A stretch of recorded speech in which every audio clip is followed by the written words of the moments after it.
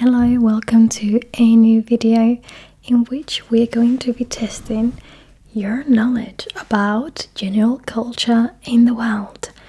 This is a video that one of you suggested in the comments. I was making the general questions in Spanish and one of you suggested, and I really hope you're watching this, so you suggested, why don't you make this video of general questions in English? And also, why don't you put several different options that we can choose from? So a question and several options. Okay, so as you wish, I've done this. We have 10 questions with 4 different options, A, B, C, D. Okay, I'll be reading them and then the one that is right will be highlighted wider on the screen.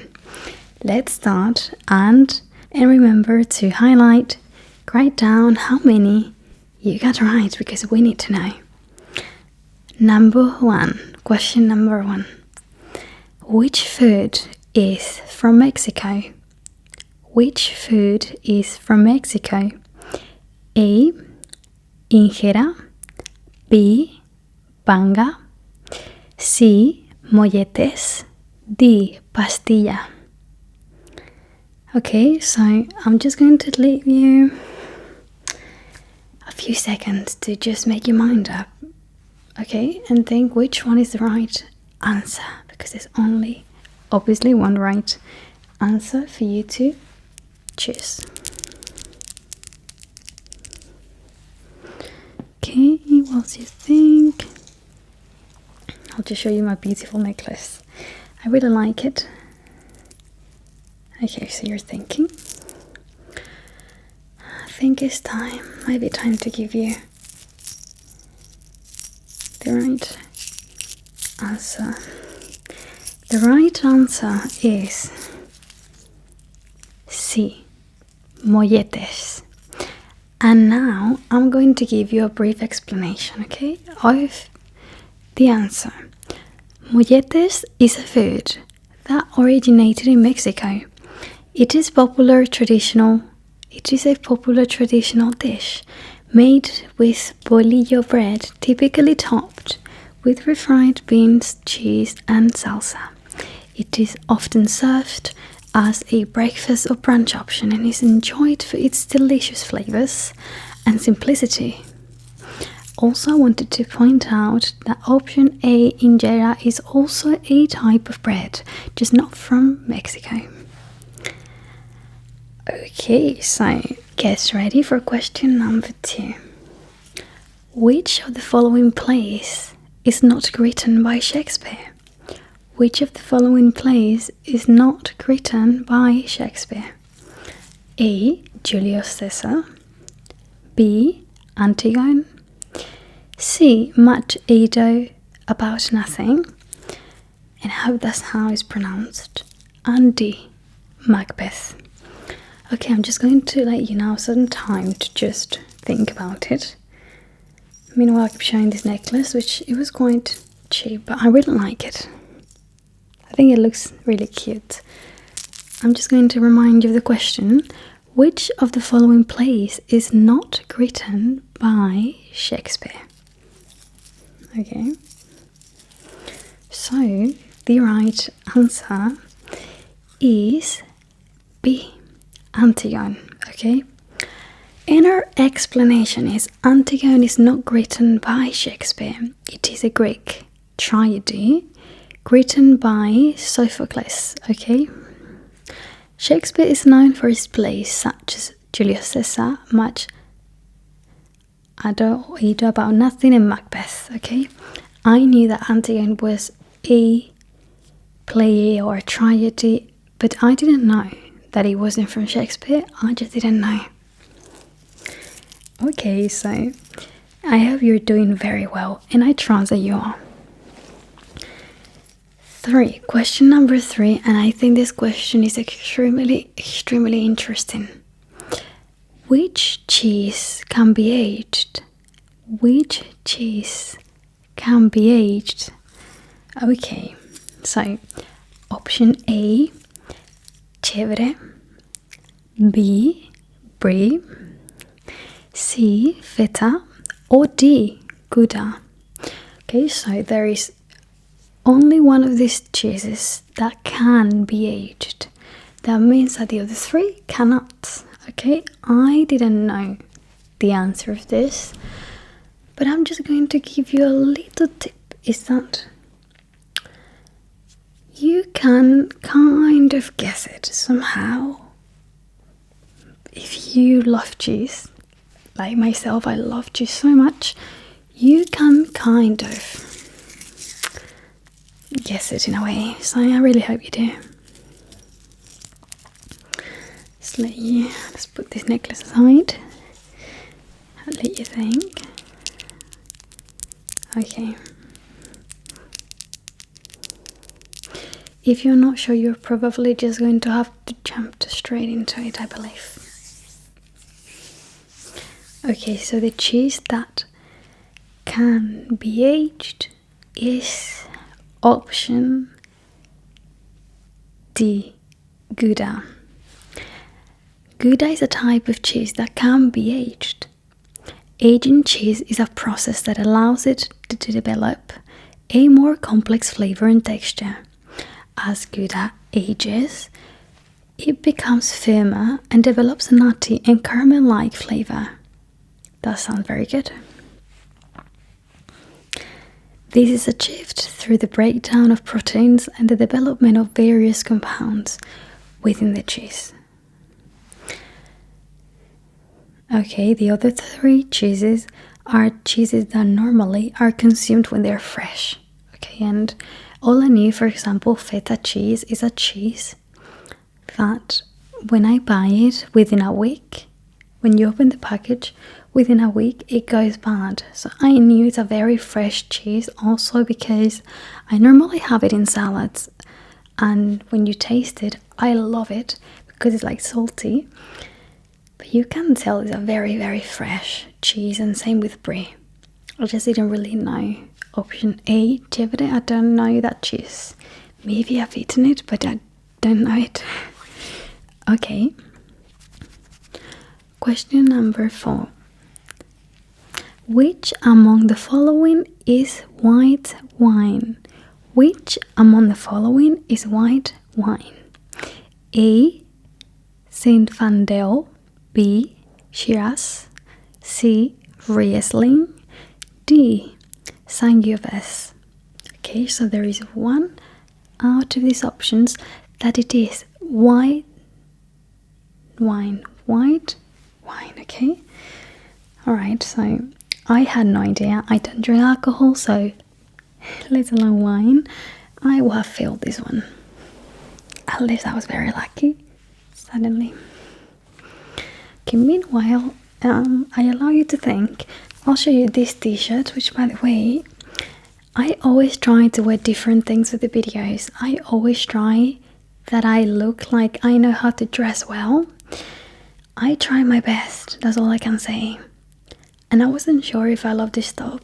I actually bought it 3 years ago, 4 years ago, a long time ago.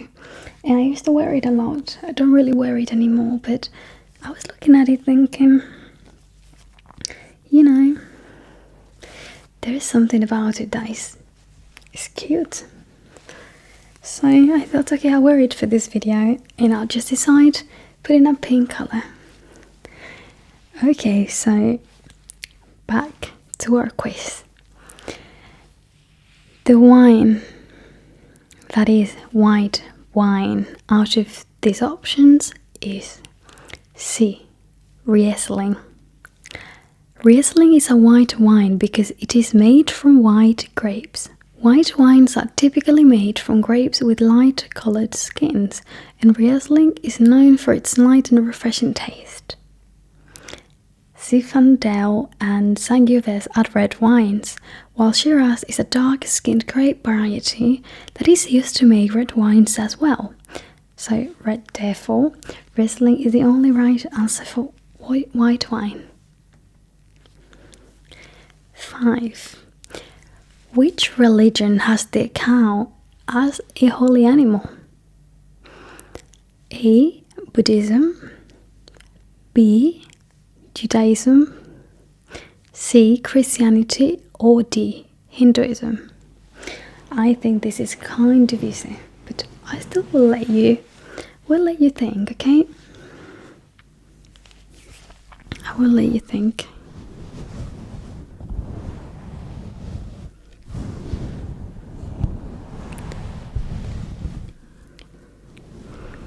Let's count until maybe 5 slowly. 1, 2, 3, 4, and 5. Okay, that's it. Enough time to think and wonder. I think you have to know this, and if you don't, you've learned something new, and I just think you have to just say something random. The right answer, and the religion that has the cow as a holy animal, is D. Hinduism. And our lovely explanation: Hinduism considers the cow as a holy animal. In Hindu culture, cows are seen as sacred and are associated with various deities. They are believed to embody qualities such as gentleness, patience, and abundance. Cows are also considered to be a symbol of motherhood and fertility. Hindus often worship cows and consider them to be a source of sustenance and prosperity. The cow is protected and revered in Hindu society, and harming or killing a cow is considered to be a grave sin. I personally must say that I love this because I know we eat cows, but I love animals, and cows to me feel very much human-like. They feel so intelligent. In fact, and something about me is that I do not eat cows, okay? So yeah, I do have dairy products, but I don't have steak or things like that. And it's happened from a young age because I really feel sorry for them. I spend so much time in the countryside with my grandparents, and for me, cows just always seemed too intelligent. And yes, I do feel sorry for the chickens. I do. But I've seen cows playing with balls, like you throw the ball and they like playing like football with it. They are just... So for me, eating them just feels like I'm eating my pet. And I know they're the same, just that we have classified one as pet and the other one as food. I know they're the same. But it's just how it feels to me, so I don't eat cow, and I do not eat pig either, because there are many scientific reasons to not eat pig. That's the first thing I'll say, and look into it if you want to find out. But also, I just feel so sorry for it as well. I think pigs were actually even more intelligent than cows, and I believe they're like more intelligent than dogs or the same. And I think pigs have the mentality and the intelligence of a 3-year-old human. So yeah, so I only eat chicken and fish, and that's it. Okay, so next question. Question number 6. Where is champagne created? Where is champagne created? A. Champagne, France. B. Stockholm, Sweden. C. Rome, Italy. Or D. Munich, Germany. Okay, I'm not going to say anything here because I don't want to.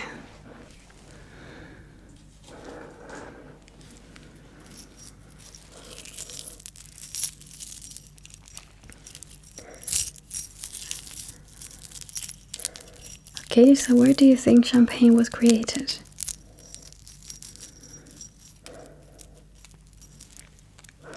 One, 2, 3,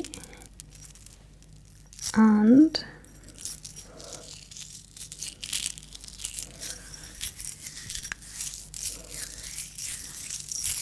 5.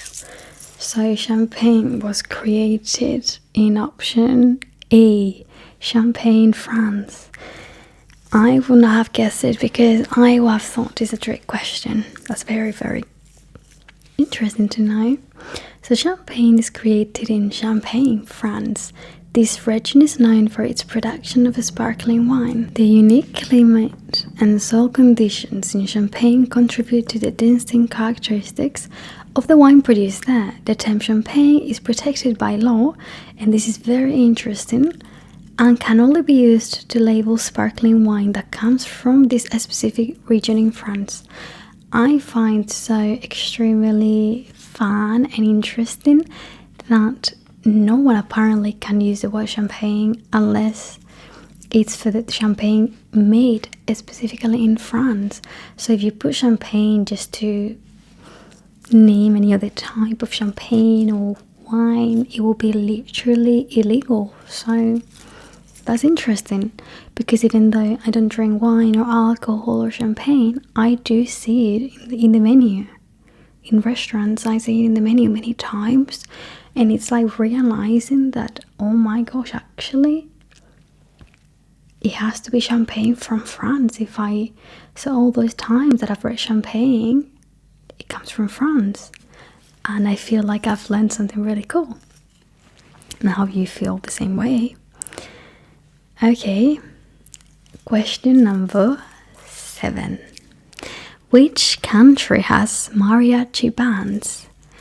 A. Italy, B. Puerto Rico, C. Mexico, or D. Chile? I feel like this one is so easy. Maybe it's because I'm Spanish and I've known this all my life, but it's very easy in my opinion, so I might not give as much time, but I probably should be kind.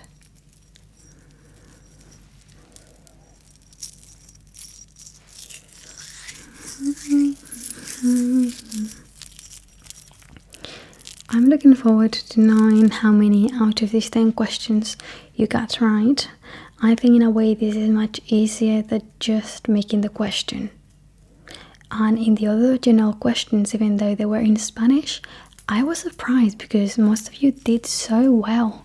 Most of you got like half or almost half right, and I didn't provide any options, so well done. And now that I'm providing the options, I really have super high hope in you guys. But even if you didn't get everything, I'm so proud, just because you watched me and you watched this. So the right answer to the question 7, which country has mariachi bands, is option number, get ready, option number C, Mexico. Mariachi bands are traditional musical groups that originated in Mexico. They are known for the vibrant performances, which typically include a combination of string instruments, trumpets, and singing. Mexico has a rich cultural heritage, and mariachi music is an integral part of its identity. The country takes pride in its mariachi bands, which are often seen performing at festivals, weddings, and other special occasions. Therefore, the correct answer is Mexico. And I want to use this time to say hi, hola, to all of you, which I know are so many. I know so many of you who watch me are from Mexico. So if you have watched until now in the video, hi, and thank you for watching me, gracias. Y bueno, como eres de México, pues viva, viva, viva, viva, viva México, viva México, and thank you. Okay, so question number 8. Name, okay, what is the name? How is the name of the traditional dance of Hawaiian people, okay, of people from Hawaii? What is the traditional dance called? A. Belly dancing, B. Hula dancing, C. The waltz, or D. The rumba? The only ones that I know are A. Belly dancing, and D, rumba. I feel like rumba is a bit like salsa or something like that. So those are the 4 options. I didn't know the answer, so I'm just gonna let you think. I'm just doing this because I think the sound is nice to the ears. Okay. Are you ready for the answer?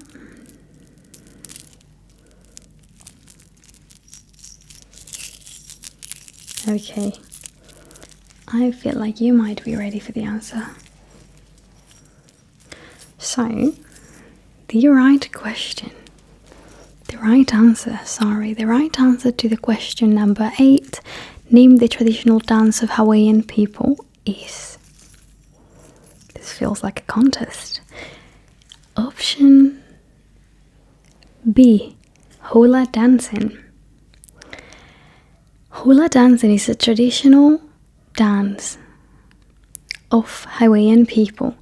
It is a form of storytelling through movement, and it's deeply rooted in Hawaiian culture and history.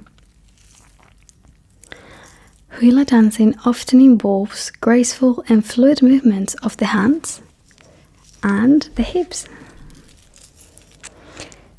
all together by chanting or singing.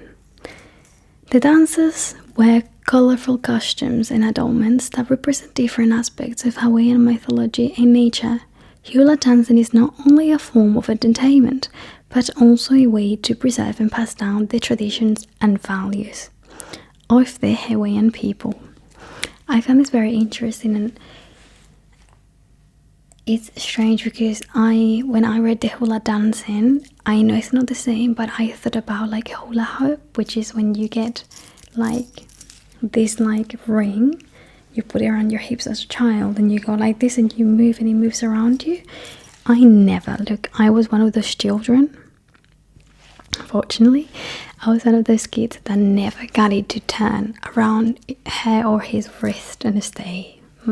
I just be there trying to move in every way, but it just was a second and down. I always felt like that was a massive thing to accomplish and I never did, so it's something that I might try again, just to fill that space of my inner child that was empty at the time. Because so many students I remember and children got to do it, but I was like, doing everything and it didn't stay, it just fell. So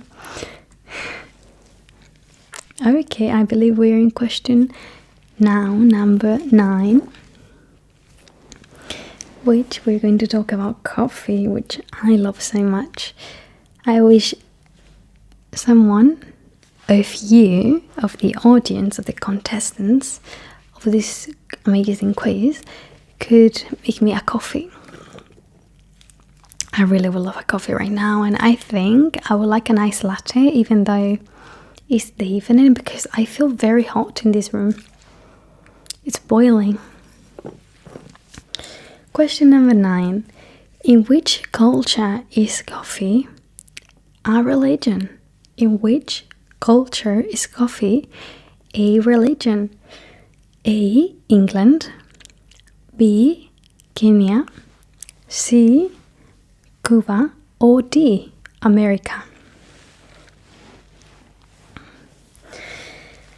Whilst you think about the right answer, I just wanted to say that I found out that in America, and you guys obviously know, people tend to make coffee always. Everyone around my age that make coffee, influencers and stuff, they always put like cream. It's like called coffee creamer, and you buy it like it's in the store, so the supermarkets have it. It's like it's literally a bottle with creamer, and I'm not even sure what creamer is. Is it something healthy? Because I have the feeling it's not, but I actually have no idea, to be fair with you. I think it's like, in my mind, cream is like milk but with bubbles. So like, when you have a coffee and they put some like milk, but like it will be like cream. Yeah, in Spain it will be called crema, no? Como the milk on top, like that. But I have the feeling that crema in England is not the same, but I'm not sure. I feel like it's something more with sugar, so I'm not sure. But I was always curious, and I actually spent time trying to find it in Spanish supermarkets. Plot twist, I didn't find it, and then I found out that it was something that American people do, and I think it's not even common in Spain. I actually think this is only common in America, and I'm not sure, but I believe Spanish stores don't have it. I looked in the Spanish stores, like supermarkets, I didn't find it, so I'm not sure. If I have like Carrefour thing, but I didn't find it, so Mercadona, didn't find it anywhere. So, but I would like trying it. I'm curious, very curious, because I love coffee and I love lattes. So the right answer to in which culture is coffee a religion is option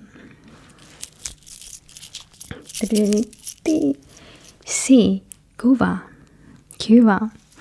Coffee is considered a religion in Cuba because it holds a significant cultural and social value in the country.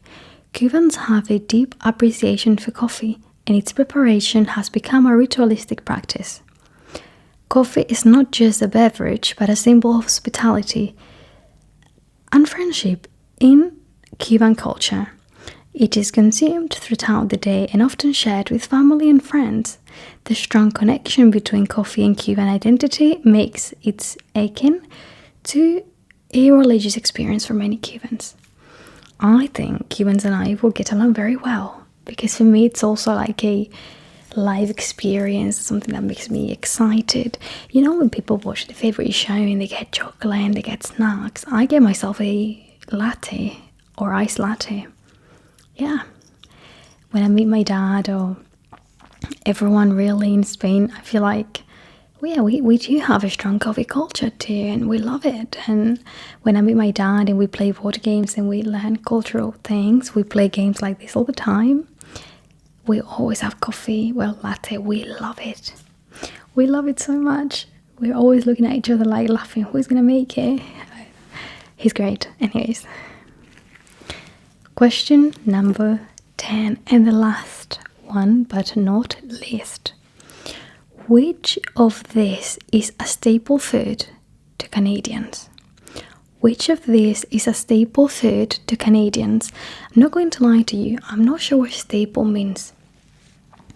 But as an English teacher, as a qualified English teacher, I believe that by the context, staple food is like basically similar to the question before, like in which country is coffee a religion, right? So I feel like a staple food is like one of the main sources of food, like something that they use every day. It's like, for example, thinking Paris and thinking about baguette. I think that's what it means. So option number A, potato. B, beans. C, wheat and dairy. And C, super pretzel. Super pretzel, I think pretzel, I'm not sure, but super pretzel, I feel like this pastry thing is like kind of looks like a heart with like sugar and... Okay, so... I'm thinking about option C, how it's pronounced. Weight and diary, I think, yes. So, the right answer to question number 10, which of this is a staple food to Canadians, is option C, weights and diary. Weights and diary are staple food to Canadians because they are widely consumed and form the basis of many traditional Canadian dishes. Wheat is used to make bread, pasta and other baked goods, which are commonly eaten in Canada. Dairy products such as milk, cheese and yogurt are also commonly consumed and used in various recipes. These foods provide essential nutrients and are an important part of the Canadian diet. Very nice to know this as well. Thank you. Thank you for playing part in this. It was really fun. I was really excited and nervous at the same time. I felt like we were in a real life contest, but also for me, I am, because I am uploading this and I know many of you are going to watch. So I'm like constantly, as I'm recording, I'm thinking about you watching me. Like, in my head, I can't actually understand the fact that some of you have watched until here. Like, I'm like, someone cares, like someone is interested in watching me and relaxing a bit with my voice trying like to whisper.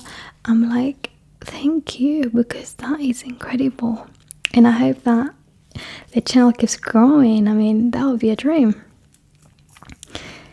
Thank you so much, and please, please, please, because I literally did as you wish, because it was a request. Someone requested this in a comment and I did listen, put in there several options. I really pray and hope that all of you that are watching this video comment how many options, how many questions did you get right. I need to know for my personal living. To just be happy. Today you have the power to make me happy only by commenting, hi Blue, oh my gosh, I love the video, I love your top, I love your makeup. Compliments are welcome. And just say, oh, I got 8 right, or I got 10 right. I have hope. I want to know how many you got right, please. I'm just so excited to know that you took part in this. And if you like it, of course, there'll be so much more. And if you want questions to be about geography or about anything else, I'm all ears. Thank you so much, and I'll see you very soon on the next video.